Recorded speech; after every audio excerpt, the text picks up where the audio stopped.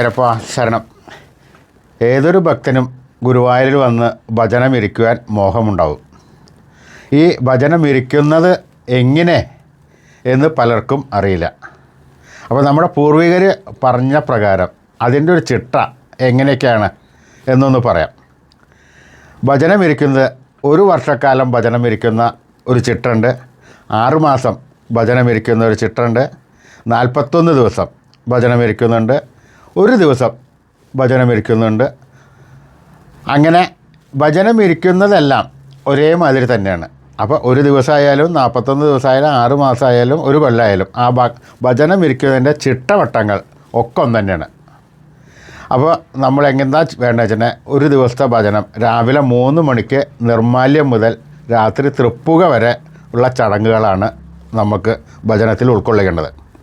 അപ്പോൾ രാവിലെ 2:30 മണിയോടുകൂടി ബ്രഹ്മമുഹൂർത്തത്തിൽ രുദ്രതീർത്ഥക്കുളത്തിൽ മുങ്ങിക്കുളിച്ച് ദേഹശുദ്ധി ആദികൾ വരുത്തി ഭഗവാന്റെ ആ ഗോപുരത്തിന് മുന്നിൽ വന്ന് നിൽക്കണം. ഇന്നത്തെ സാഹചര്യത്തിൽ നിങ്ങളൊരു കാര്യം ചെയ്യണം, തിരക്ക് കൂടുതലാണ്. അതുകൊണ്ട് ആ കുളത്തിലിറങ്ങി കയ്യും കാലും മുഖമൊക്കെ ഒന്ന് കഴുകി ക്യൂവിൽ വന്ന് നിൽക്കുക. അപ്പോൾ ഗുരുവായൂരപ്പൻ്റെ മേൽശാന്തി പറഞ്ഞ മാതിരി 2:30 മണിക്കാണ് കുളിക്കുക, 2:30 മണിക്കാണ് അഹസ്സുപാര ബ്രഹ്മമുഹൂർത്തം എന്നൊക്കെ പറയും. അത് നമ്മുടെ ചിട്ടപ്രകാരം 2 മണി കഴിഞ്ഞ് കുളിച്ചാലേ ശുദ്ധമാവുകയുള്ളൂ. അന്നാണ് ഒരു ദിവസം തുടങ്ങുന്നത്. 12 മണിക്ക് ആണെങ്കിൽ കൂടി ഈ ചിട്ടവട്ടങ്ങളിൽ 2 മണിക്ക് ശേഷമാണ് ദിവസം തുടങ്ങുക എന്നാണ് പറയണത്. അപ്പോൾ 3 മണിക്ക് ശ്രീ ഗുരുവായൂരപ്പൻ്റെ നാഴികമണി അടിച്ചു കഴിഞ്ഞാൽ ഗോപുരവാതിൽ തുറന്ന് ഗുരുവായൂരപ്പൻ്റെ മേശാന്തി അതേ സമയത്ത് ശ്രീകോവിൽ നട തുറക്കും. ആ സമയത്ത് ഗുരുവായൂരപ്പൻ്റെ നിർമ്മാല്യ ദർശനം ദർശിക്കുക. ഗുരുവായൂരപ്പൻ്റെ നിർമ്മാല്യ ദർശനം 3 മുതൽ 3:10 വരെയാണ് ഉണ്ടാവുക.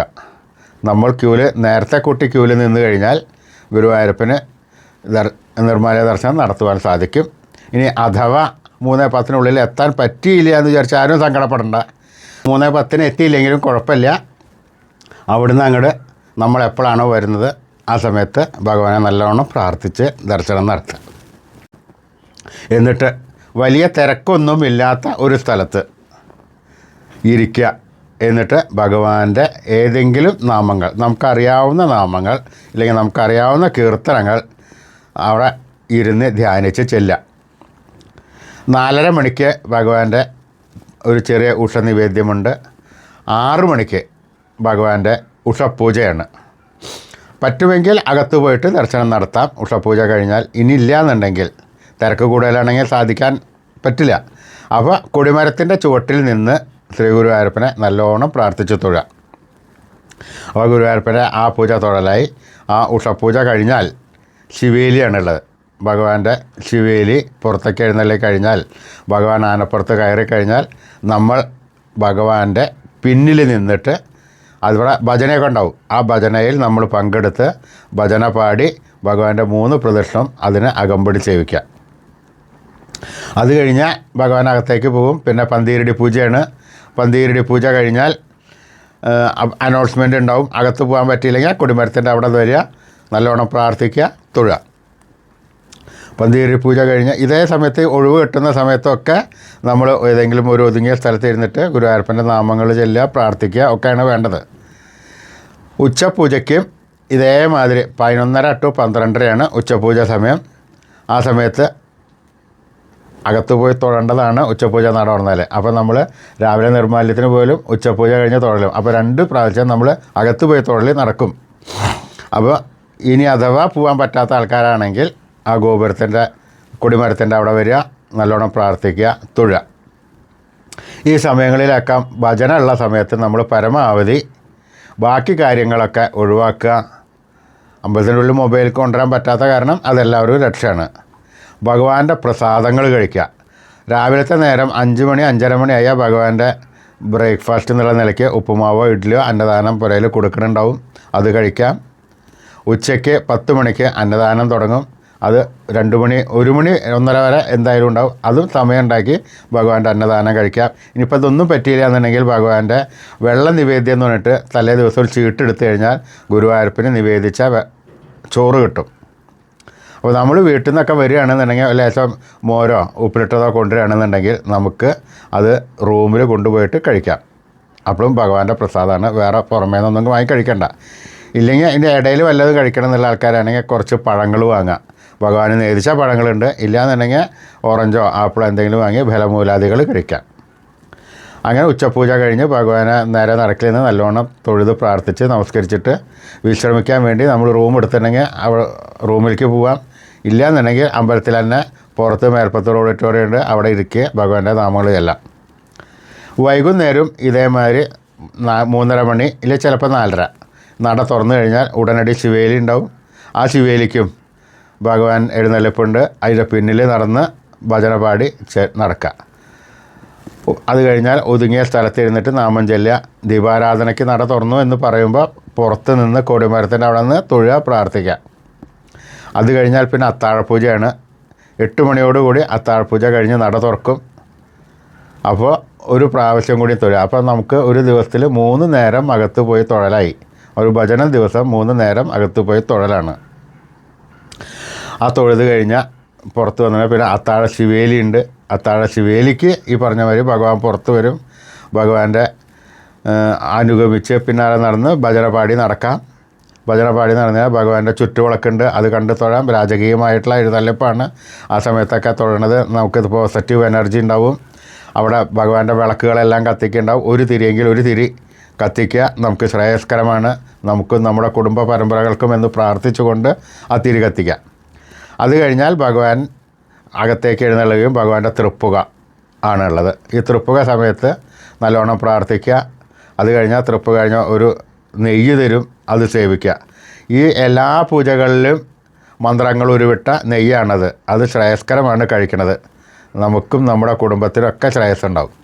ആ നെയ്യ് സേവിച്ച് കഴിഞ്ഞാൽ അവിടെ സാഷ്ടാംഗം നമസ്കരിക്കുക. അപ്പോൾ ശരിക്കും പറഞ്ഞാൽ ഗുരുവായൂരപ്പന് ഒരു ദിവസത്തെ ഭജനം പൂർത്തിയാവും. എങ്കിലും തൊട്ടപ്പുറത്ത് ഭഗവതിയുടെ അമ്പലമുണ്ട്. അവിടെ ഭഗവതിക്ക് അഴൽ വെള്ളരി നിവേദ്യം ഒക്കെ നടക്കുന്നുണ്ട്. അതും കൂടി ചെന്ന് ദർശനം നടത്തണം. നമ്മുടെ ദുഃഖങ്ങളും ദുരിതങ്ങളും എല്ലാം തീർന്ന് നല്ല ശ്രേയസ്കരമായ ഒരു ജീവിതം ഉണ്ടാക്കി തരണേ എന്ന് പ്രാർത്ഥിച്ച് അതിൻ്റെ ഒരു കരിപ്രസാദമുണ്ട്, അത് തൊടാം. പിന്നെ നമ്മൾ എവിടെയെങ്കിലും ഒതുങ്ങിയിരുന്ന് ജപിക്കുക, നാമം ജപിക്കുക എന്ന് പറഞ്ഞിട്ടുണ്ടല്ലോ, അതിന് ചില പ്രത്യേക സ്ഥലങ്ങൾ ഉണ്ടെങ്കിൽ നമുക്ക് കൂടുതൽ അത് എഫക്റ്റ് ചെയ്യും. ആ കൊടിമരത്തിൻ്റെ ചുവട്ടിൽ നിന്ന് പ്രാർത്ഥിച്ച് കഴിഞ്ഞ് തൊട്ടപ്പുറത്ത് കൂത്തമ്പലമുണ്ട്, എല്ലാവരും ശ്രദ്ധയിൽ വിട്ടുണ്ടാവും. ആ കൂത്തമ്പലത്തിൻ്റെ അരികിൽ എല്ലാ ഭക്തന്മാരും അവിടെ ഇരിക്കുന്നുണ്ടാവും. അവിടെ ഇരുന്നിട്ട് നമ്മൾ ഭഗവാനെ, നമ്മുടെ ഉണ്ണിക്കണ്ണനെ നല്ലോണം പ്രാർത്ഥിച്ച് തൊഴുക, അവിടെ ഇരുന്ന് നാമം ജപിക്കുക ഒക്കെ ചെയ്തു കഴിഞ്ഞാൽ ചിലപ്പോൾ ആ ഭഗവാൻ നമ്മോടൊപ്പം വരും. അവിടുന്ന് ചില പുഞ്ചിരി അല്ലെങ്കിൽ പാദസരത്തിൻ്റെ കിലുക്കം എല്ലാം കേൾക്കും. കാരണം എന്താണെന്ന് വെച്ചാൽ പണ്ട് കാലത്ത് ശ്രീ ഗുരുവായൂരപ്പൻ കളിച്ചിരുന്ന സ്ഥലമാണ് അവിടെ. സാമൂതിരിപ്പാടിന് ദർശനം കൊടുത്ത സ്ഥലമാണ്.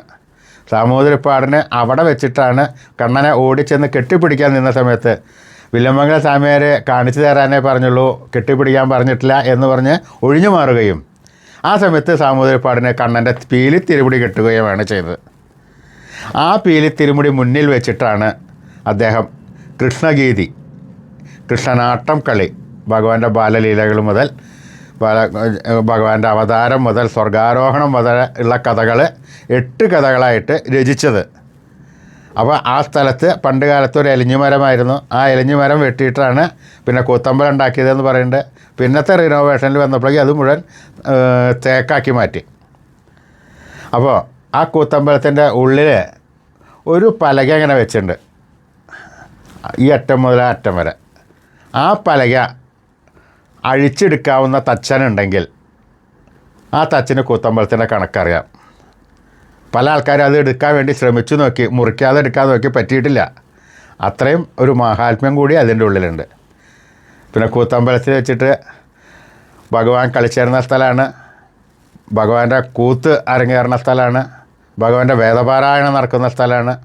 അവിടെ ഒരു കെടാവിളക്കുമാർ കത്തിച്ച് വെച്ചിട്ടുണ്ടാവും, നിലവിളക്ക് വെച്ചിട്ടുണ്ടാവും. ആ ദീപം നോക്കി തൊഴുക. ഉള്ളിലേക്ക് കയറാൻ പറ്റിയില്ലെങ്കിൽ പുറത്ത് നിന്ന് തൊഴുക. അതൊക്കെ ചെയ്യണത് നല്ലതാണ്. അപ്പോൾ എപ്പോഴും ഒരു ഈശ്വരൻ്റെ സാന്നിധ്യമുണ്ടായ സ്ഥലമാണത്. അപ്പോൾ അവിടെ ഇരുന്ന് ജപിച്ച് കഴിഞ്ഞാൽ നമുക്ക് എന്തായാലും ഭഗവാനെ ഒപ്പം കൊണ്ടുപോകാൻ പറ്റും എന്നാണ് പറയാറ്. പല ആൾക്കാരും അനുഭവത്തിൽ പറഞ്ഞിട്ടുണ്ട്. അവിടെ ചെല്ലുന്ന സമയത്ത് ചെറു പുഞ്ചിരിമാതിരി കേട്ടിട്ടുണ്ട്, ഭഗവാന്റെ ഒരു പാദസരത്തിൻ്റെ കിലുക്കം കേട്ടിട്ടുണ്ട് എന്നൊക്കെ പറയാറുണ്ട്. അപ്പോൾ നിങ്ങളെല്ലാവരും വരുമ്പോൾ ആ സ്ഥലം തിരഞ്ഞെടുക്കാൻ പറ്റുമെങ്കിൽ, അവിടെ വലിയ തിരക്കൊന്നുമില്ലെങ്കിൽ അവിടെ ഇരുന്ന് നാമം ജപിക്കുന്നത് ഉത്തമമാണ്. ഭഗവാനെ നല്ലോണം പ്രാർത്ഥിക്കുക, ഭഗവാനെയും കൊണ്ടുപോകാം നമുക്ക്.